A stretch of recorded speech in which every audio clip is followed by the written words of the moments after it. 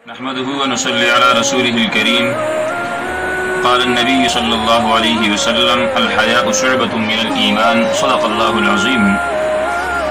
Valentine day ہی کیوں، یوم حیا کیوں نہیں؟ حیا حدیث مبارکہ کی روشنی میں پیارے پیغمبر صلی اللہ علیہ وسلم نے حیا کو ایمان کا ایک اہم ترین شعبہ قرار دیا ہے.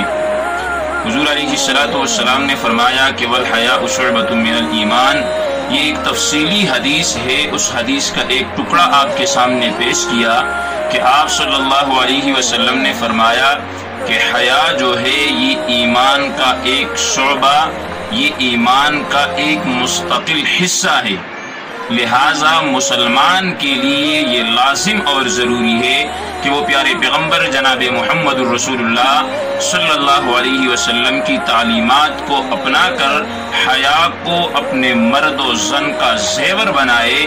اس لیے کہ جس معاشرے کے اندر بھی حیا زیور کی شکل اختیار کر جاتا ہے تو وہ معاشرہ ہمیشہ عروج پر جاتا ہے، اور اگر کوئی معاشرہ ذلت، تباہی اور بربادی کی طرف جاتا ہے تو اس معاشرے کے پیچھے فقط ایک ہی وجہ ہوتی ہے کہ ان کے اندر بے حیائی پھیل جاتی ہے.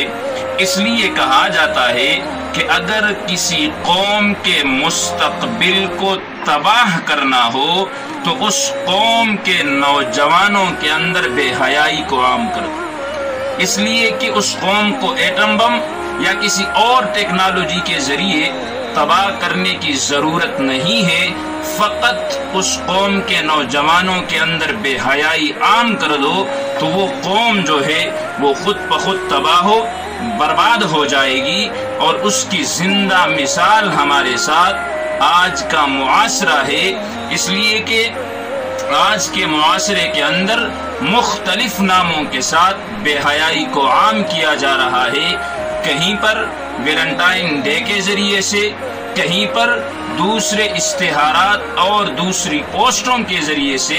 تو اس لیے اگر آج ہماری نوجوان نسل وہ اپنے دین سے رخ موڑ کر بے حیائی کی طرف جا رہی ہے، اگر آج ہماری نوجوان نسل جو ہے یہ صراط مستقیم کو چھوڑ کر تباہی، گمراہی اور بربادی کے راستے پہ گامزن ہے، تو اس کے پیچھے ایک ہی راز ہے، اور وہ راز ہے بے حیائی کا راز، وہ راز ہے فحاشی اور عریانی کا راز. اسی لیے جناب محمد الرسول اللہ صلی اللہ علیہ وسلم نے فرمایا کہ اذا لم تستحی فافعل ما شئت، کہ جب انسان سے حیا چلی جائے، جب انسان بے حیا ہو جائے تو پھر وہ جو کچھ مرضی کرتا رہے، اس کے سامنے ہر ایک کام پھر اسے اچھا نظر آتا ہے.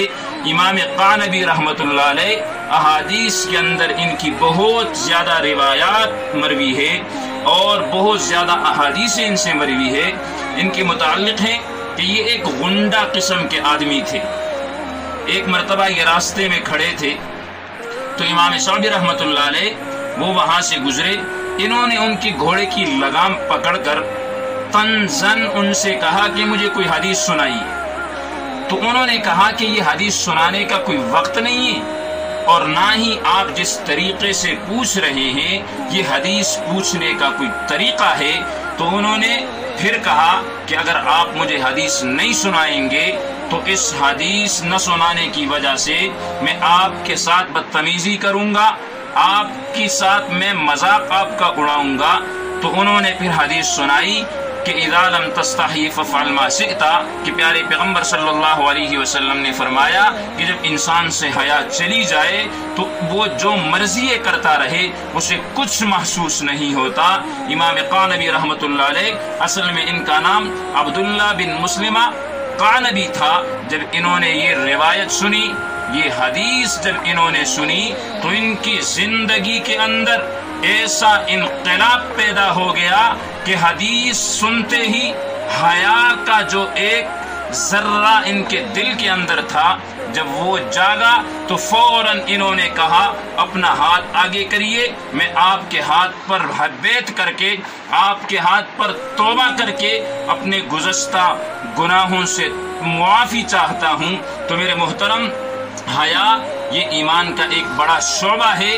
تو چھوڑیے ویلنٹائن ڈے جو مغربی ایک بے حیائی کی تہذیب ہے، اور میں تو آخر میں مختصراً ایک چھوٹا سا جملہ اس پہ کہنا چاہتا ہوں کہ میری نوجوان نسل اس بات کو ذہن میں رکھے کہ اگر آج تو کسی کی بہن بیٹی کو پھول پیش کر رہا ہے تو اس نتیجے کو لینے کے لیے پھر ذہناً تیار رہے کہ کل کو کوئی تیری بہن بیٹی کو بھی پھول پیش کرے گا۔ اگر تو یہ برداشت کر سکتا ہے کہ کوئی تیری بہن بیٹی کو پھول پیش کرے تو پھر تو بھی جسے پھول پیش کرنا چاہتا ہے وہ کر لیا کر، اور اگر یہ برداشت نہیں کر سکتا تو پھر ہر ماں بہن بیٹی کو اپنی گھر میں بیٹھی ماں بہن بیٹی کی نظر سے دیکھو، اس لیے کہ اسی نظر سے آپ دیکھیں گے تو آپ کی اپنی ماں بہن اور بیٹی بھی محفوظ رہے گی۔ اللہ رب العزت ہمیں تعلیمات اسلامی پر عمل کرنے کی توفیق عطا فرمائے۔ وآخر دعوانا ان الحمد للہ رب العالمین۔